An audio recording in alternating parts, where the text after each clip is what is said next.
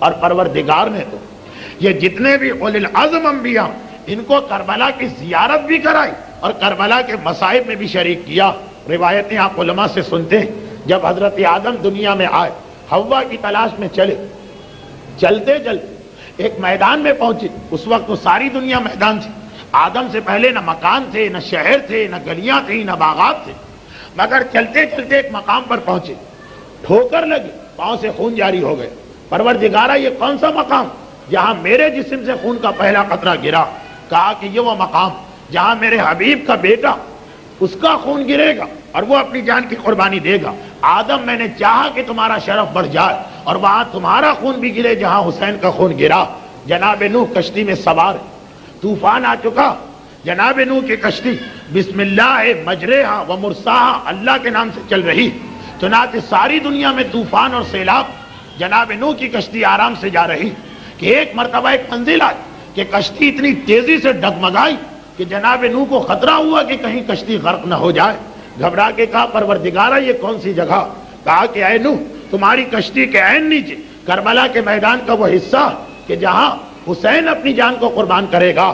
میں نے چاہا نوح تم بھی زمین کربلا پہ کسی مصیبت کو برداشت کرو تاکہ حسین کے ساتھیوں میں شامل ہو جاؤ۔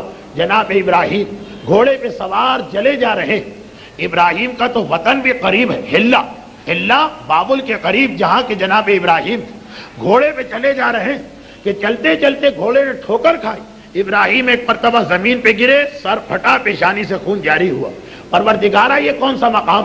کہا کہ یہ وہ مقام جہاں سردار انبیاء کے بیٹے کا خون بہے گا۔ ابراہیم ہم نے تمہیں بھی اس ثواب میں شامل کرنا چاہا۔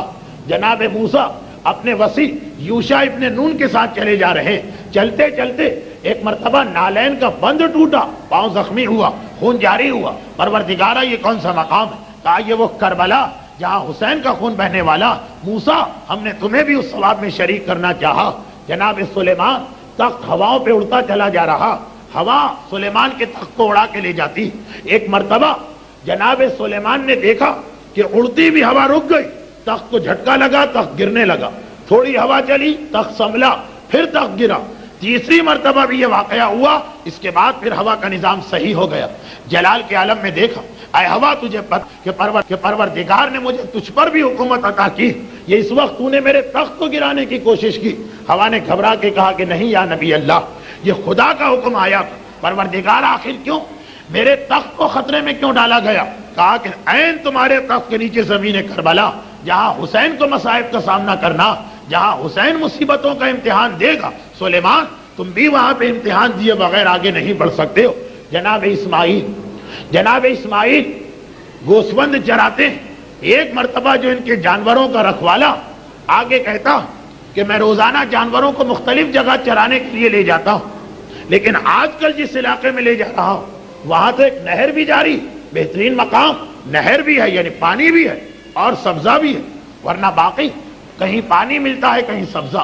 3 دن ہو گئے مجھے لے جاتے ہوئے، جانوروں نے پانی پینے سے انکار کیا، جانوروں نے سبزہ استعمال کرنے سے انکار کیا۔ بار الہ اسماعیل حیران ہو، بار الہ آخر کس لیے؟ کہا کہ جس سرزمین پر رسول کا نواسا 3 دن بھوکا اور پیاسا رہے، یہ جانور وہاں پہ کبھی نہ پانی پی سکتا ہے نہ چارہ کھا سکتا، اس لیے کہ اسماعیل خدا تمہیں بھی اس اجر میں شریک کرنا چاہتا۔ جناب عیسیٰ روایتوں میں یہ کہ ان کو بھی یہاں امتحان دینا پڑا اور جسم زخمی ہوا۔